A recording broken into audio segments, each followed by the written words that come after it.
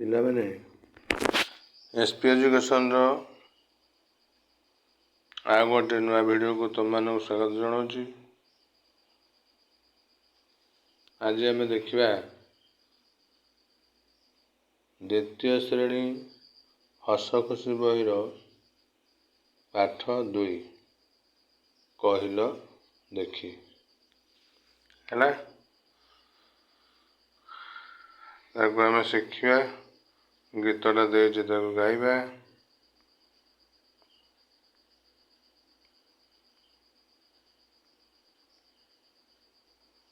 ହଉ ଦେଖିବା।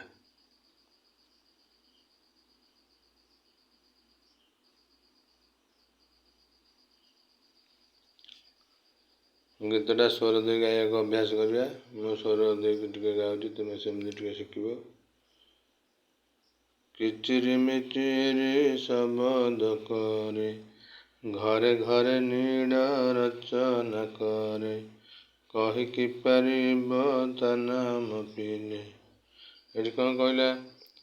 କିଚିରି ମିଚିରି ଶବଦ କରେ, ଘରେ ଘରେ ନୀଡ଼ ରଚନା କରେ, କହିକି ପାରିବ ତା ନାମ ପିଲେ। ଦେଖେଇ ଦେଇଛି ଚିତ୍ର, ଘର ଚଟିଆ ଚଢ଼େଇର ଚିତ୍ର ଦେଖେଇ ଦେଇଛି, ତେଣୁ ଅସୁବିଧା କିଛି ହେବନି ବୁଝିବାରେ। ତାପରେ ଆମେ ଦେଖିବା ଦ୍ୱିତୀୟ ଜିନିଷ। ପ୍ରଥମ ଜିନିଷ ଯେଉଁଟା କହିଲା କିଚିରି ମିଚିରି ଶବ୍ଦ କରେ, ଘର ଚଟିଆ ଚଢ଼େଇଟା କିଚିରି ମିଚିରି ଶବ୍ଦ କରେ। ଆଉ ଆଗ କାଳରେ ଯେଉଁ ଚାଳ ଘର ସବୁ ଥିଲା ସେଗୁଡ଼ାକରେ ବସା ବାନ୍ଧିକି ସେ ରହୁଥିଲେ। ଏବେ ତ ସବୁ ଛାତ ରହିଗଲାଣି, ଆଉ ବହୁତ କମ୍ ଜାଗାରେ ଚାଳଘର ଦେଖିବାକୁ ମିଳୁଛି। ତେଣୁକରି ଏଇ ଘର ଚଟିଆ ବି ଆଉ ବେଶୀ ଦେଖିବାକୁ ମିଳୁନାହାନ୍ତି। ନହେଲେ ମନ୍ଦିର ଖୋଲ ମାନଙ୍କରେ ବି ସେଗୁଡ଼ାକ ବସା କରିକି ରହନ୍ତି। ନୀଡ଼ କହିଲେ ବସା, ରଚନାକର ମାନେ ବସା ତିଆରି କରିବା, କହିକି ପାରିବ ତା ନାମ ପିଲେ। ତୁମେ ଜାଣିଛ ଘର ଚଟିଆ ଚିତ୍ର ଦେଖେଇ ଦେଇଛି। ତାପରେ ଆମେ ସେକେଣ୍ଡଟାକୁ ଦେଖିବା। ଘର ଜଗୁଥାଏ ଦୁଆରେ ବସି, ସେଥିଲେ ଘରେ କେ ପାରେ ନା ପଶି, ଅଜଣା ଲୋକଙ୍କୁ ଦେଖଇ ଯେବେ, ତଡ଼ି ନିଏ କିଏ କୁହ ତ ଏବେ। ଜାଣିବାରେ ଅସୁବିଧା କିଛି ନାହିଁ। ଘର କେଉଁମାନେ ଜଗନ୍ତି? କୁକୁର ମାନେ ଘର ଜଗନ୍ତି। ଦୁଆର ମୁହଁରେ ବସି କୁକୁର ଘର ଜଗନ୍ତି। ତେଣୁ ଘର ଜଗୁଥାଏ ଦୁଆରେ ବସି, ଅସୁବିଧା କିଛି ନାହିଁ। ସେଥିଲେ ଘରେ କେ ପାରେ ନା ପଶି, କୁକୁରମାନଙ୍କ କାମୁଡ଼ାକୁ ଲୋକଙ୍କର ଭାରି ଭୟ। ତେଣୁ କୁକୁର ଯଦି ଦେଖିଲେ ଭୁକି ଭୁକା ଦେଲା, ସେ ଏରିଆରେ କେହି ପଶିବେ ନାହିଁ। ତେଣୁକରି ସେଥିଲେ ଘରେ କେ ପାରେ ନା ପଶି, ଘରେ କେହି ପଶିପାରନ୍ତି ନାହିଁ କୁକୁର ଥିଲେ। ଅଜଣା ଲୋକଙ୍କୁ ଦେଖଇ ଯେବେ, ତଡ଼ି ନିଏ କିଏ କୁହ ତ ଏବେ। ଯେଉଁ ଲୋକଙ୍କୁ ସେ ଚିହ୍ନି ନଥାନ୍ତି କୁକୁରମାନେ, ସିଧା ଗୋଡ଼େଇ କାମୁଡ଼ିକି ଝୁଣି ପକାନ୍ତି। ତେଣୁକରି ଅଜଣା ଅଚିହ୍ନା ଲୋକ ଗୁଡ଼ାକୁ ସେମାନେ ତଡ଼ି ପକାନ୍ତି। କିଏ? କୁକୁର। ଦେଖେଇ ଦେଇଛି କୁକୁର ଛବି, ଅସୁବିଧା ହେବନି ତୁମର ବୁଝିବାରେ। ତାପରେ ଷ୍ଟେପକୁ ଆସିବା। କା କା କରି ସିଏ ରାବଇ, ନିଦରୁ ଆମକୁ ଦିଏ ଉଠାଇ, କିଏ ସେ କହିବ ତା ନାମ ଭାଇ। କା କା କରି କିଏ ରାବେ? କୁଆ ରାବେ। କୁଆ ରାବିକି ଆମକୁ ନିଦରୁ ଉଠାଇ ଦିଏ, କିଏ ସେ କହିବ ତା ନାମ ଭାଇ। ୟାକୁ ଆମେ ଅଟୋମେଟିକ୍ କୁଆ ବୋଲି କହିପାରିବା। ଆଗରୁ ଆମ ସମୟରେ ଆମେ ପଢ଼ୁଥିଲୁ, ଗୋଟେ ବର୍ଣ୍ଣବୋଧରେ ବି ଥିବ, ତୁମେ ଦେଖିଥିବ। ସେଟା ଅଛି, ରାତି ପାହିଲାଣି ରାବଇ କାଉ, ଉଠ ଉଠ ମଠ ନ କର ଆଉ। ଏମିତି 2 ଧାଡ଼ି ଥିଲା ସେଇ ସମୟରେ, ଏବେ ବି ଥିବ।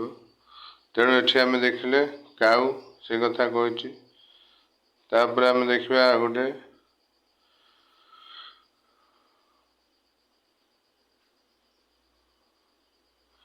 ଅମୃତ ସମାନ କ୍ଷୀରଟି ତାର, ଖାଇବାକୁ ସର ଅତି ମଧୁର, କ୍ଷୀର ଦେଇ ସିଏ ପାଳେ ଆମକୁ, କିଏ ସେ କହିବ ତାର ନାମକୁ।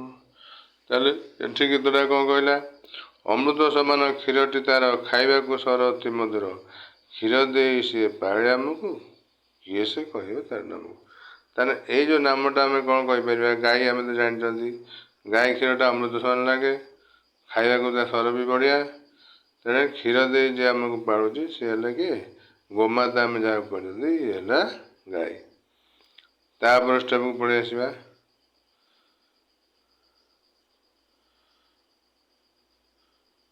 ଶାଗୁଆ ଅଟଇ ଦେହଟି ତାର, ନାଲି ଥଣ୍ଟ ତାର କି ମନୋହର, କହିକି ପାରିବ ନାମ ତାହାର। ତାହେଲେ ଦେହଟି ତାର ଶାଗୁଆ, ଥଣ୍ଟଟି ତାର ନାଲି, ସୁନ୍ଦର ଦେଖାଯାଏ। ତାହେଲେ କିଏ ସେ ହେଇପାରିବ? ସମସ୍ତେ ଜାଣିଛ ମିଟୁ ବୋଲି ଯାହାକୁ କହୁଛ ସିଏ ହେଉଛି ଶୁଆ। ତାପରେ ଆମେ ଏଠି ଦେଖିବା, କୁହୁ କୁହୁ ରାବେ ବଡ଼ ସରାଗେ, ଉଡ଼ି ବୁଲୁଥାଏ ଆମରି ଆଗେ, କଳା ଦେହ ସିନା ସୁର ମଧୁର, କହିକି ପାରିବ ନାମ ତାହାର। ତାହେଲେ ଏଠି କାହା କଥା କହିଲା? କୁହୁ କୁହୁ ରାବେ ବଡ଼ ସରାଗେ, ଭାରି ମଧୁରିଆ ଭାବରେ କୁହୁ କୁହୁ କୁହୁ ଏହିପରିକା ଡାକେ। ତମେ କେବେ ପରୀକ୍ଷା କରି ଦେଖିଥିବ, ତାକୁ ଯଦି ତୁମେ ଚିଡ଼େଇ ଦେବାକୁ ଚେଷ୍ଟା କରିବ, ତମେ କୁହୁ କହିଲେ ସିଏ ବି କୁହୁ କହିବ। ଏମିତି ସିଏ ହେଉଛି କୋଇଲି। ଉଡ଼ି ବୁଲୁଥାଏ ଆମରି ଆଗେ, ଆମ ଆଗରେ ଉଡ଼େ। ଆମ୍ବ ଗଛ ଗୁଡ଼ାକରେ ବି ବେଶୀ ସମୟ ଦେଖିବାକୁ ମିଳେ, ଯେତେବେଳେ ପତ୍ର ପତ୍ର କଅଁଳେ ଗଛରେ। ଦେହଟା କଳା, କିନ୍ତୁ କୋଇଲି ସ୍ୱରକୁ ପଞ୍ଚମ ସ୍ଥାନର ସ୍ୱର ବୋଲି କହନ୍ତି। ତ ଜାଣିପାରୁଛ ଇଏ ହେଉଛି କୋଇଲି। ତା ଚିତ୍ରଟି ଦେଖାଇ ଦେଇଛି। ତାପରେ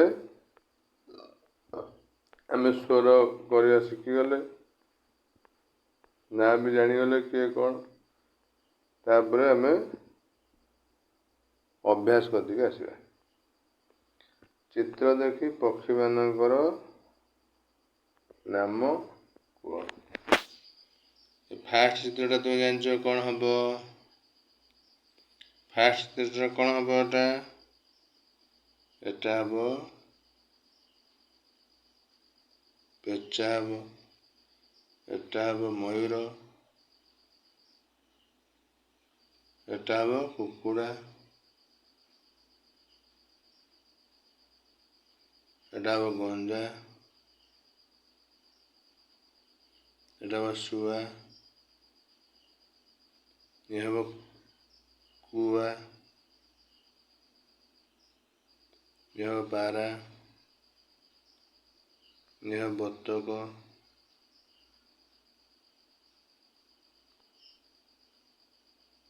ଇଏ ହବ ହଂସ, ଏଟା ହେଉଛି ଚିଲ, ଇଏ ହବ ଶାଗୁଣା। ଜାଣିପାରିଲ? ତାପରେ ଦେଖିବ ଏଠିକି, ଚିତ୍ର ଦେଖି କାହାର ମୁହଁ ଲେଖ। ଏଟା କାହା ମୁହଁ? କୁଆ। ଇଏ କିଏ? କୁକୁଡ଼ା।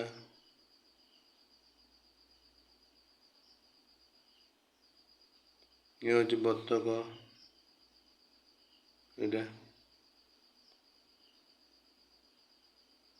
ଇଏ ହେଉଛି ବାଘ, ଇଏ ହେଉଛି ଛେଳି,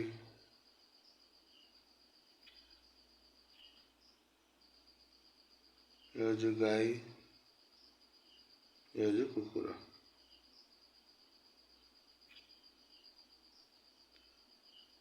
ତାପରେ ଗାର ଟାଣି ଚିତ୍ର ଯୋଡ଼। ଗାର ଟାଣିକି ଚିତ୍ର ଯୋଡ଼ିବା। ଏଠି ସେକେଣ୍ଡ ଚିତ୍ର ଅଛି ଭାଲୁ। ଏଠି ଭାଲୁ ଅଛି, ଏଠି ମୟୂର ଅଛି, ମୟୂର କତିକି ଯିବ। ଏଠି ଅଛି କୁଆ, କାଉ ରଖିଛି, କାଉ କତିକି ଯିବ। ବାଘ, ବାଘ କତିକି ଆସିଲା। ପାରା, ପାରା କତିକି ଯିବ। ପେଚା, ପେଚା କତିକି ଯିବ। ସରିଲା ଇଏ। ତାପରେ କହିଲା କୁହ ଲେଖ, କେଉଁ କେଉଁ ପକ୍ଷୀର ରଙ୍ଗ କଳା? କେଉଁ କେଉଁ ପକ୍ଷୀର ରଙ୍ଗ କଳା? କ ନମ୍ବରଟା ଦେଇଛି,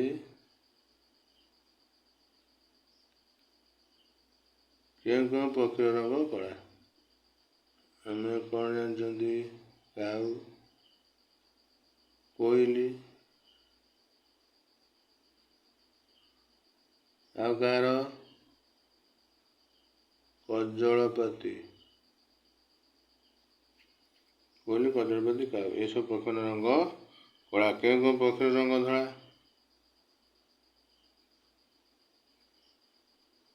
ବଗ, ବତକ ବି ଧଳା ଅଛନ୍ତି, ହଂସ। ହେଇଗଲା।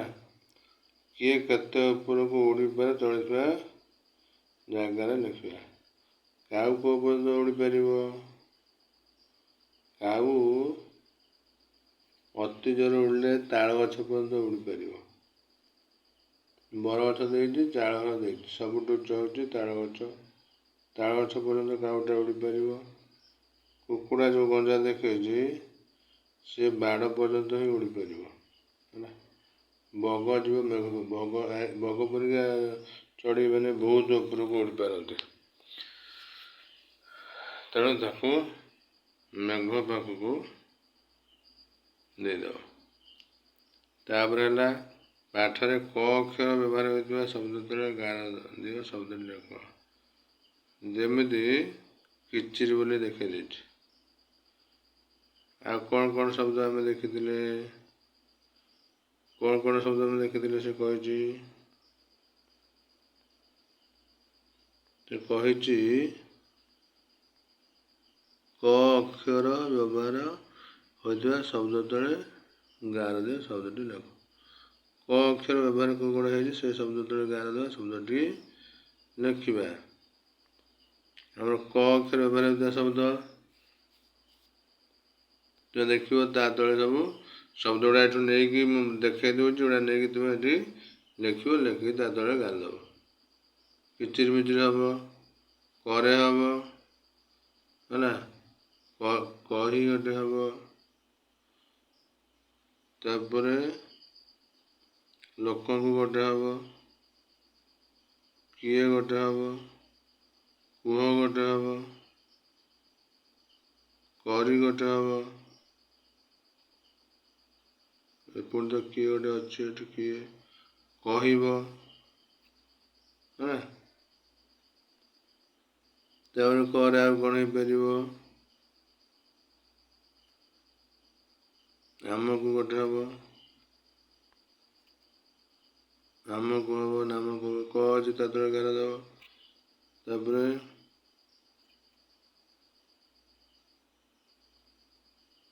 କହି ହବ, କୁ ହବ, କଳା ହବ, କହି ହବ। ଜାଣିପାରିଲ? ଏଇ ଯେଉଁ ଶବ୍ଦ ଗୁଡ଼ା ଆଣିକି ସେଠି ଯେଉଁ କହିଦେଇଛି ସେଗୁଡ଼ା ସବୁ ଲେଖିବ। ମୁଁ ଯେମିତି କହୁଥିଲି କ'ଣ କ'ଣ ହେଇପାରିବ କହୁଥିଲି?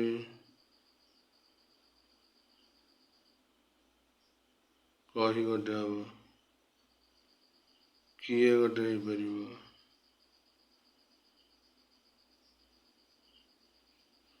କୋଉ ହେଇପାରିବ,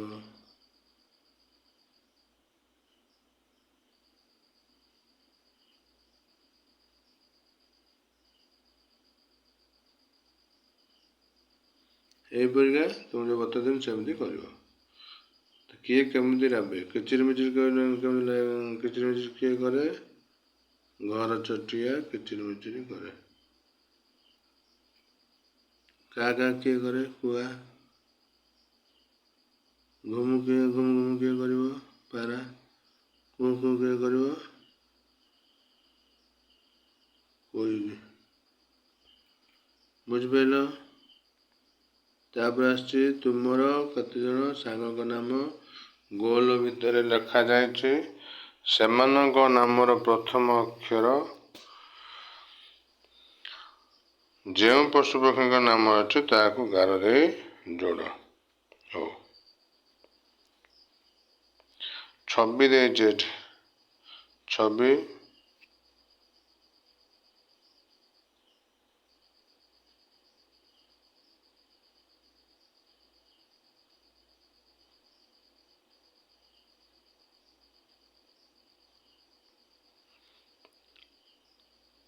ଘନ ଦେଖ, ଘୋଡ଼ା କତିକି ଯିବ, ଗାଈ ଅଛି, ଗୌରୀ କତିକି ପଳେଇବ,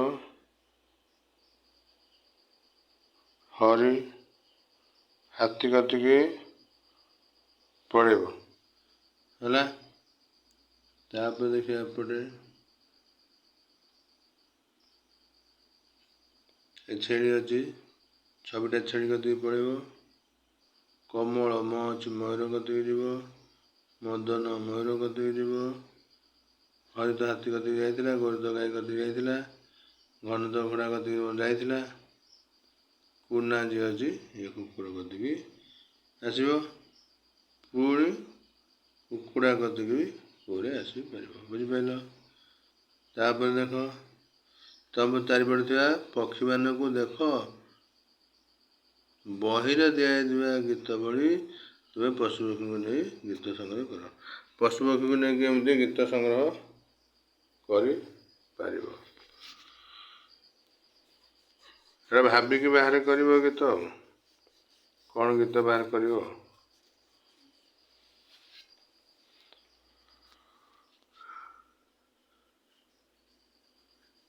ଯେମିତି ମୁଁ କହୁଥିଲି, ରାତି ପାହିଲାଣି ରାବଇ କାଉ ଉଠ ଉଠ ମଠ ନ କର ଆଉ।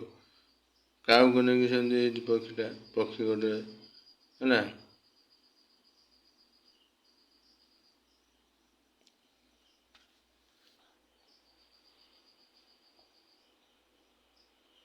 ଏମିତି ଚିନ୍ତା କରିକି ଗାଇବ।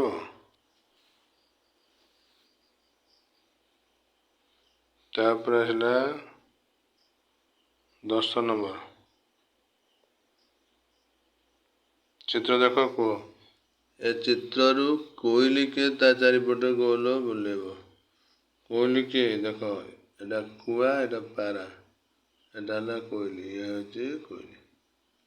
ମୁଁ କିଏ କହ, ବେକରେ ମୋର ନାଲି ଗାର ଲଙ୍କା ଖାଇବା ଶୋଇପଡ଼, କିଏ ଶୁଆ। କୁଲା ଭଳିଆ କାନ ମୋର, ପାଦ ମୋଟ ମୋଟ, ଘର ପରି ଦେହଟି ଦିଶେ, ଆଖି ଦୁଇଟି ଛୋଟ, ହେଉଛି ହାତୀ। କେମିତି, ତାର କାନ ଗୁଡ଼ା ସବୁ କୁଲା ପରିଆ ବଡ଼ ବଡ଼ କାନ, ପାଦ ମୋଟ ମୋଟ, ପାଦଟା ମୋଟା, ଘର ପରି ଦେହଟି ଅଟେ, ଘର ପରି ଦେହ, ବଡ଼ ଅଟେ ଦେଖିବାକୁ, ଆଖି ଦୁଇଟି ଛୋଟ, ହେଉଛି ହାତୀ। ଗାତରେ ମୁଁ ଘର କରେ ମୋର ଥାଏ ନିଶ, ଘରକୁ ମୁଁ ଆସିଛି ଜିନିଷ କରେ ନାଶ। ଇଏ ହେଉଛି ନିଶ୍ଚିତ ଭାବରେ ମୂଷା, କାରଣ ମୂଷା ହିଁ ଜିନିଷ ପତ୍ର ସବୁ ନାଶ କରିଦେବ। ଘରେ ପଶିଲେ ତା ମୁହଁରେ ନିଶ ଥାଏ, ଗାତରେ ଘର କରି ରହେ, ଗାତରେ ମୁଁ ଘର କରେ ମୋର ଥାଏ ନିଶ, ଘରକୁ ମୁଁ ଆସେ ଯଦି ଜିନିଷ କରେ ନାଶ। ମୂଷା ଯେଉଁଠି ପଶିବ ମୂଲ୍ୟବାନ ଫାଇଲ କାଗଜ ପତ୍ର ଲୁଗାପଟା ସବୁ କାଟିକି ଟିକ ଟିକ କରିବ, ସବୁ ସତ୍ୟାନାଶ କରିଦେବ। ସେଇଟା ସେ କହୁଛି ଜିନିଷ କରେ ନାଶ। ଜାଣିପାରିଲ ଏଟା କ'ଣ ହବ, ମୂଷା ହେଇଗଲା। ଦେଖ ଏତିକି ଆମେ ପଢ଼ା କରିକି ଉତ୍ତର ସାରିଦେଲେ। ଭିଡ଼ିଓଟି କେମିତି ଲାଗିଲା କହିବ। SP ଏଜୁକେସନ୍ ଚ୍ୟାନେଲ୍ ମୁଁ କହୁଥିଲି ସବସ୍କ୍ରାଇବ୍ କରିବ, ଲାଇକ୍ କରିବ, ସେୟାର କରିବ। ପାଠଟା ଆଉ କେମିତି କ'ଣ ଅଧିକ ପଢ଼େଇ କେମିତି କ'ଣ ବୁଝେଇ ପାରିଥିଲେ ବୁଝିପାରିଥାନ୍ତ। ମୁଁ ଭାବୁଛି ଯେତିକି ଯାହା ଚେଷ୍ଟା କରିଛି ବୁଝେଇବାକୁ ପ୍ରାୟତଃ ଠିକ୍ ଭାବରେ ବୁଝେଇ ପାରୁଛି। ଯଦି ଆଉ କିଛି କ'ଣ ସଜେସନ୍ ଥିବ, ମତାମତ ଦେବାକୁ ଥିବ ଦେବ। ତ ମତାମତ ଅପେକ୍ଷା ରହିଲି। ଭିଡ଼ିଓଟିକୁ ଦେଖିଥିବାରୁ ଅଶେଷ ଅଶେଷ ଧନ୍ୟବାଦ। ଆଉ ରହିଲି, ଜୟ ଜଗନ୍ନାଥ।